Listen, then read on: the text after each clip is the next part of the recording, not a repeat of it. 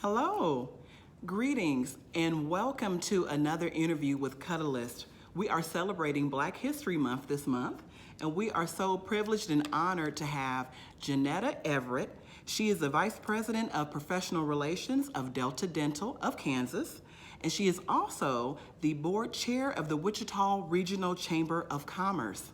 Welcome, Junetta. Thank you, Shawan. We're so glad to have you here with us. Oh, I'm glad to be here. I'm honored. Wonderful. Well, we're here in her beautiful building at Delta Dental today, and I was so impressed when I walked through to seeing all the wonderful things there were to see. And I'm just so glad that we're here to celebrate Black History Month and that Cuddlist has taken the time to highlight it this month. So, Junetta, we'll start off with that question. Okay. Tell us, what does Black History Month mean to you? So, Black History Month means so much, obviously, but I have to think about when I think about Black History Month, I have to think about opportunity. Opportunity from those who have all gone before me and paved the way for me. And I think back as far as Brown versus Board of Education, if that little girl hadn't stood up for what they did to be able to go into school. If I think about Rosa Parks, who sit on that bus like 9 days just before I was actually born, had she not done that, I would not be able to be sitting here in this beautiful building in the positions I'm in and being able to help everybody else. So the opportunities were from Martin Luther King to the boycotts. Everything happened in history provided opportunities for me, for you, for us to be here. That's Black history for me. Wonderful. I love that. With all the success that you have had in your career, tell me what's helped to mold you into the powerful Black woman that you are today. I don't know about powerful, but I think what's helped mold me was knowing that you had to go after what you wanted. If there's opportunity, you had to seek it out. So I think what helped to mold me to be the person I am was to be intentional about looking for what it is that I was looking for. Basically, if I saw something that I thought needed to be changed or something I wasn't completely pleased about or something that maybe just needed to have some inclusivity to it, I felt that I had to step up. And so to the positions I am and what's taken me through my life story to get here, it helped mold me, but not only that, it had to be family and faith. All right. So without either one of those, I could not have made it. So family and faith. Family and faith, absolutely. Wonderful. So learning how to prioritize your life in that manner. Absolutely. Wonderful. Actually, I have to say faith comes first. And because without my faith, I would not have been able to help lead my family. I know that's right. That's awesome.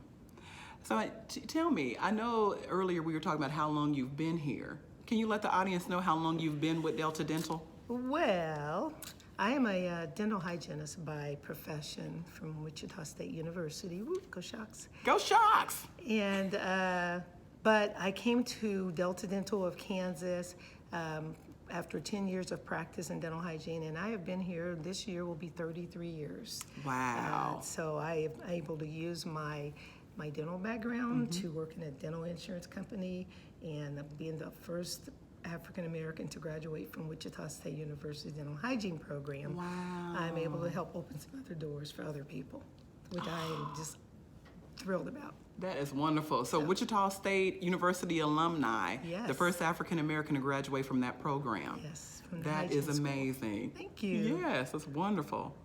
So that's going to lead us right into what things have been imperative in your life in making it healthy, happy, and positive, both with your business life and your professional life.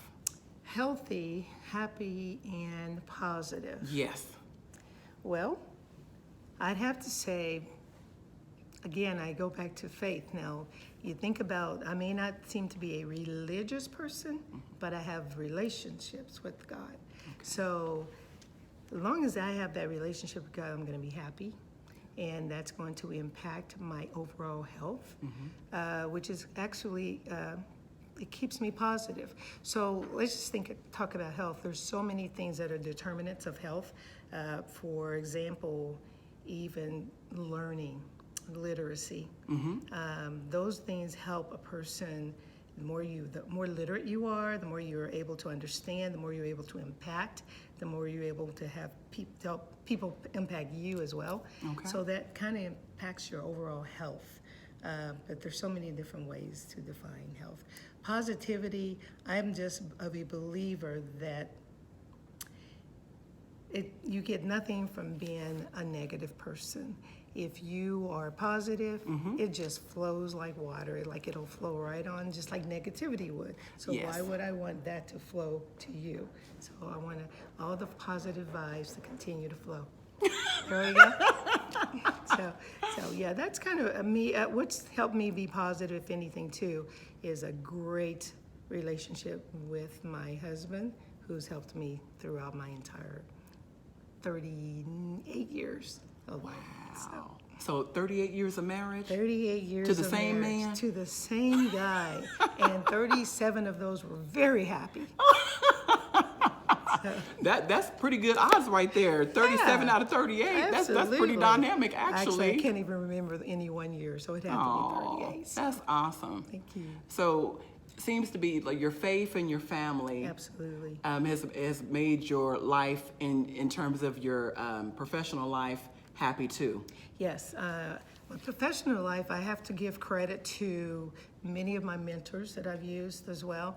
And you can use female mentors, whether they are people of color or not, whether they're men. It doesn't matter as long as it's intentional about what you want. I learned that it takes all of us to help some of us. And that's one of the things that when I walk into a door, I want to make sure that I pull that door open and pull somebody in with me, because that's what somebody was able to do for me as well. So that's my professional life. I see no strangers. I am a person that when I walk into a room, when I walk out, I'm going to know more than one person, and they're going to know me. So I'm just one of those happy-go-lucky type people. Wonderful. That wants to make sure we see progress. And that's a great way to be. That's a great way to be. You have a large family, don't you, Junetta? I do have a large family. How many children or grown children do you have? So I have 5 sons. I'm going to skip on their ages.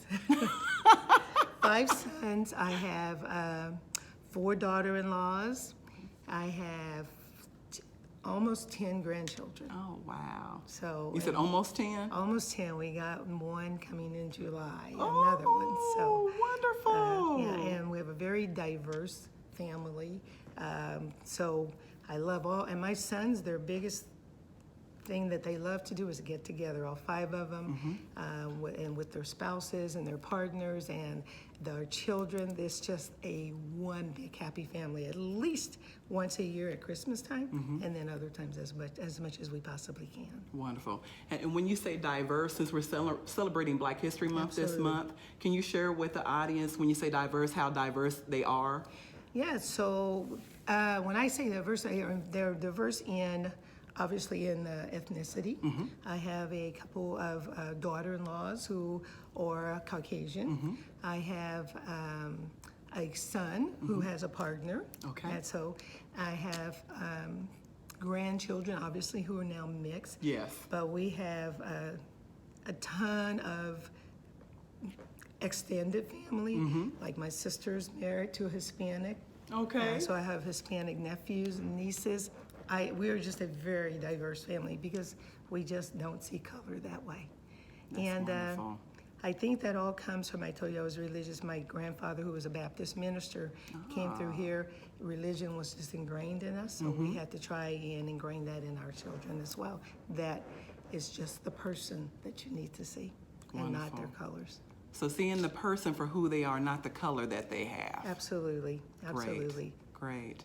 I think a lot of times it's all about your upbringing, about your parents, about your family, because that's going to roll off into creating the person that you are. Absolutely. And if you intentionally help mold your children, to be able to see the best in everybody, then they're going to be able to take that to their own children. They'll be able to carry it down and pass it down. I see my sons now, how they spend so much time with their children.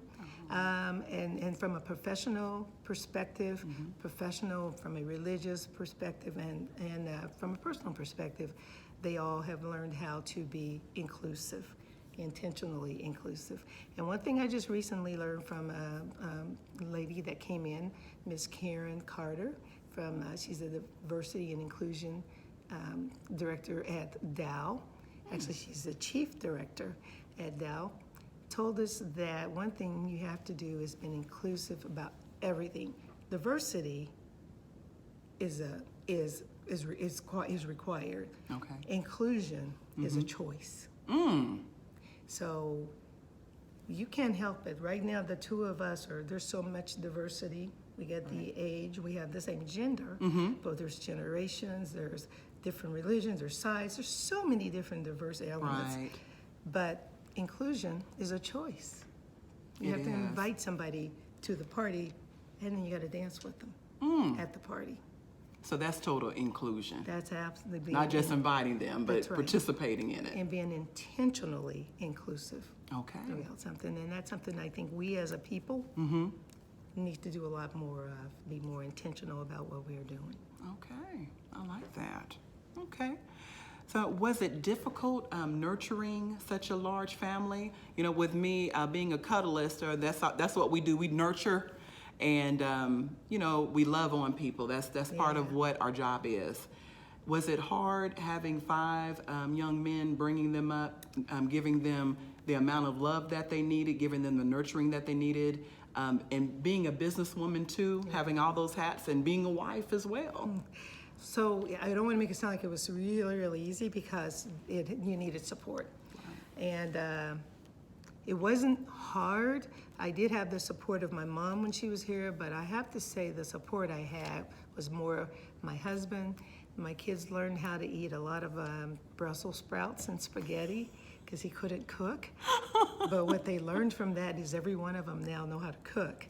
But you had to have support. I had awesome babysitters that would come and help me with my children. I was one of them. Awesome babysitters. And they loved those babysitters who I knew their background was very spiritual as it was. But it wasn't really hard. After, I think, once you let your children know what is expected, Yes. and you're able to hug them every single night. 5 boys, you get a kiss every night. Even Dad got kissed until they were about 14. Aww. And tonight and today and every time I see my grandchildren, they have that same nurturing ability for that. So it's so important to love on each other and to love on yourself, because that's really important too. Without the love of yourself, it's hard to show love to others. And that makes a lot of sense. Yeah. How can you love other people if you don't know how to love yourself first? Absolutely. That makes a lot of sense. So a lot of hugs was in her home. Absolutely. A lot of Hugging, nurturing, kissing from both Yes. her and her husband. Yep. They would never, my children will tell you, they've never, ever seen us even have an argument. But we didn't have a problem showing affection in front of them. Aww. He'd come in and, how you doing, babe? And so I think that's important, that your children see that Yes. among a couple. It just helps them later on. Well, yeah, I believe that there are so many times where people, you know, they may have the parents in the home and they don't see the love between the parents. Yes. It's kind of hard to know how to be in a relationship with another person if they haven't seen it firsthand. That's right. So 38 years of love in a family with 5 young men, they have a good background and backbone in their marriages. They have a great model from their dad. So you have to demonstrate that love and the cuddling. Now, he's not very good on PDA. He will not hold my hand out in public. But at home, he's okay. He's okay at home? He's cool at home, yes. Okay. Let's see. Your grown children, they're all different and they're all multi-talented. Yes. They're all successful in their careers as well. Yes. What type of values did you instill in them as they were growing up? I know faith definitely has been a strong forefront, but besides faith, what kind of values did you and your husband instill in the boys? You know, I think what we tried to instill in them was trust, of course, love, being very intimate.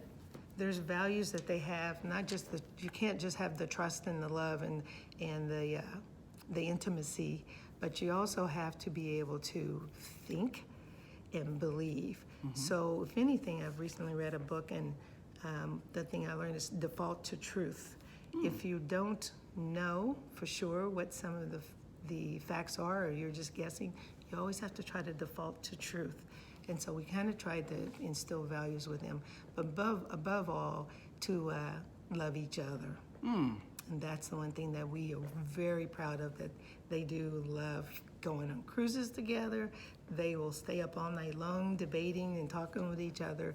These are just the boys, and they will kick the girls out and let them go do their thing. But it is one of my favorite things to see. But the values I think they have, and it's helping them in their professional lives, is being very respectful of the people that they talk to and that they are around, and if they're all family members, they will still say yes, ma'am, to a person who is of age. So, yep. Well, tell me, what advice would you give the audience today in terms of the people that are surrounding them, a person's inner circle, in terms of keeping positive people around you?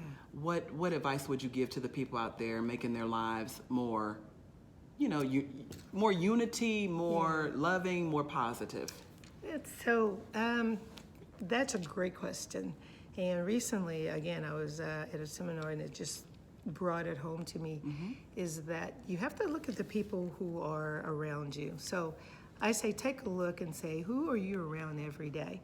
Are you around the same people who think like you, they act like you, they talk like you? Because if you are, and that's all you're around, you're never going to learn a lot. You have to surround yourself with a diverse group of people, not so much in ethnicity, socioeconomic, things like that, but in diversity in thought. You and I talked all the time, and we were always in agreement on everything, we're just not going to be a very well-rounded person. Right. But if you get someone who's willing to debate with you, somebody who's willing to agree with you, disagree with you, tell you why they are agreeing or not agreeing with you, that just kind of helps you become more of a well-rounded, more understanding person. And that's kind of what diversity is about. And so I think about Black history in itself. Being Black History Month, every year I try to study a lot about what Dr. King has said. And one thing we have a tendency to do is learn some of his quotes, and we all have some of our favorite ones. Right. But what happens from Martin Luther King Day to the next year? Within that 365 days, what are you doing also to celebrate Black history and some of the things that Dr. King taught us? So all of that has to do with surrounding yourself, making yourself more well-rounded, and just diversify your crowd. Don't eat. If you're at work, change who you eat with someday. If you're at church, sit with somebody different sometime. It's okay to go with your same friends all the time, but every now and then, mix it up. You'd be surprised how much you will learn by just talking to different people. I learn something from you every time I talk to you. And I love you to death. But every time I see you guys, I look at I call you my daughters. Yes. I do learn a lot from you all, though. And just so you all know, I did not share that at the beginning. Junetta Everett, I also call her Mama E. She's like a second mother to me. She was a youth leader. Her and her husband, Mr. Everett, were both youth leaders when we were in the youth group at our church. So we like go 14. back. Yeah. years old. So we go back pretty far, and as she said too, I was one of the babysitters for the boys, and I used to make some of the best cheese scrambled eggs at her house. Yes, yes. In fact, one of my talented sons who is on Broadway was sort of Wait a named. minute. Did y'all hear that? She said Broadway. He's on Broadway. He's been in 3 Broadway shows, but he was kind of named after Sean. His name is Turian Jashawn. So, And he was my special child. I loved them all, but he was my special one. yeah, you're gonna be in trouble for that. Yeah, I know. Maybe they're not gonna see this. There you go. Yeah. But you guys, it's just amazing. All these years later, when you find someone special in your life, you want to keep those people close to you, and that nurturing, that love. I really believe that's what made me the person that I am today. Having people like Mama E, Junetta Everett around me. She actually helped kind of raise me and my sister and all the other people in the youth group, her and her husband. Getting nurturing, not just from your parents, but again, the people that your inner circle, the people that are around you, being raised in a church, and having role models like this in my life actually really helped make me who I am and made me want to do what I'm doing now, which is loving and nurturing people that may not be able to get the nurturing that they need.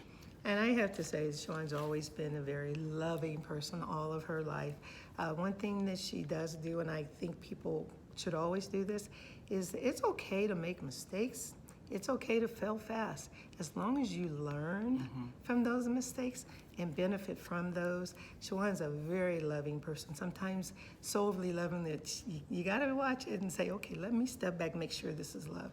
And she has learned, I think, she's walking a path that I couldn't be more proud of. If anybody's gonna teach love and be a cuddlist, this is gonna be the person that I would want to be around me. Oh, I thank do you. appreciate that. So, let me ask you that question, a cuddle question. When I told you the career field that I was doing, that I was about to start a new business, Yes. What did you originally think about it? And as you got to learn more about it, what did you think about it? Your honest opinion. Yeah, so first I was like, what? Is that like bears or what? So I had no idea what a cuddlist was. And in these days and time, you just think about touch, and you think about sometimes you can't touch. Yes. And so what my true opinion was, well, if anybody can do it, it's Shawan who can do it. But what did I didn't have an idea, but then I realized the need for so many people to have a person like the whole field of cuddlists. It's new to us. It has to be explained. Right. But once you get it, you're like, oh my goodness, there's such a need for people like that, like our cuddlists. Right. I do a child abuse prevention program. I have done that before. Oh, Yeah. wow. And when I think about the kids, we used to take tons of bears, little panda bears, to the police station, and we would give them to the police people, and they would give these bears to these little kids because they just didn't have anybody. So they would take these bears and they would just hug them and keep them. And so there are adults like us who, not necessarily in those kind of situations, Right. we just need to be loved and know that there's somebody that cares and somebody that knows how to help us love ourselves as well. So that's what I actually thought when I learned more about it. I'm like, it's about time. That's great. Awesome. Yep. Well, thank you for that. Was there anything else that you'd like to share with everyone out there in Cuddlist and the viewers that are going to see this video? Let's see. The only thing I would share is that as I try and mentor people and I try and talk with people, I'm always there to be able to share a little wisdom as much as I possibly can, but I'm always willing to learn. And every place I go to and every meeting I have, whether it's one person, 2 people, or more, I try to learn something and take a pearl away from me. I just invite all of you to try to always learn something. Take a pearl with you after you've had a conversation. After Shawan and I are done, I guarantee you I'll have a pearl that I'll be able to take with me and use for the morrow or the rest of my life. Awesome. Well, thank you so much. You're welcome. I know that this video, when people see it, they're going to get a lot of wonderful things from it. I really, truly appreciate your time. Thanks for having me. I appreciate it. I'm honored. And your love. Absolutely. And your nurturing and your care. Absolutely. So it's Black History Month. Cuddlist, as we continue to celebrate this wonderful month, we just want everybody to know how important the month is. And like Junetta said, it's not just a month. We should celebrate Black History Month every day. Yes. There was a lot of different things that led us to be to where we are today. Absolutely. And for us to be able to move forward and have the steps and be able to have the type of careers that we have nowadays and to be business owners even. Yes. A lot of people were not able to do this before. It was the people that came before us that got us there. So hashtag pave the way. Pave the way. Hashtag pave the way. See, I just took a pearl. There you go. Well, thank you again. Thank you. And thank you, Cuddlist. We are signing off. Bye-bye. Bye.